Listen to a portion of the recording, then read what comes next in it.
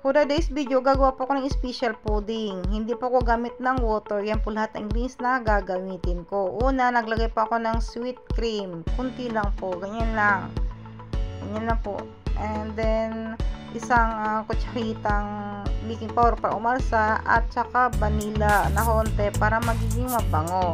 And saka isang ganyan pong fresh milk. Yan, ganyan lang po. And mga 3 spoon of condensed milk instead of sugar. This condensed milk gagamitin ko kasi nasa ref lang naman. Hindi na napapansin. And then, ganyan lang po ang paggagawa. I-blender natin ng konti kasi may natitira pa.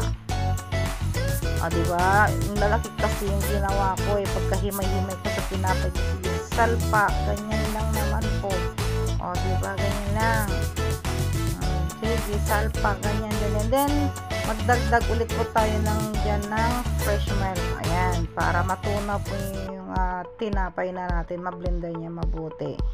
Ganyan na po yung sinasabi ng special pudding kasi itatapon na naman daw nila yung tinapay na yun. Sayang, alam mo yung Pinoy, laging nanghihinayang, diba? Bukas pa nung may expert yung tinapay. Gawin ko na lang ng pudding, hingi lang ng konting ingredients, diba? Ngayon lang, ang paggagawa ng special pudding na sinasabi ko, walang water kasi ginamit ko fresh milk, ang dalawa. Maging soft lang yan. Ngayon lang para And then, maglagay po tayo ng mantika sa lagayan para hindi po dikit yung tinapay pag naluto na. Hanggang gilid-gilid, ganyan lang, brush lang ng mantika o kaya butter, diba? Lagay na natin ngayon yung blender natin tinapay, diba? Very soft talaga ang pagkagawa. So creamy. Ganyan lang. Then, lagay natin sa loob ng oven. Ganyan lang. Bantayin na natin. Huwag natin orasan hanggang magiging golden brown. Ganyan lang. Pwede naman gamitin yung pag-i-steam paggawa ng pudding kung walang oven. Kasi ginamit ko na dati. Ganyan. Pwede na. Golden brown na yan.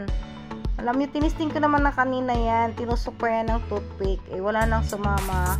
Pwede na. Pag may sumama-sama pa, hindi pa pwede. Pati paluto yung loob niya. Ganyan lang. So, yummy and creamy. Diba? May kasama pang orange juice. Napakasarap. Tama lang yung timpla niya. Hindi siya mag-anong matamis.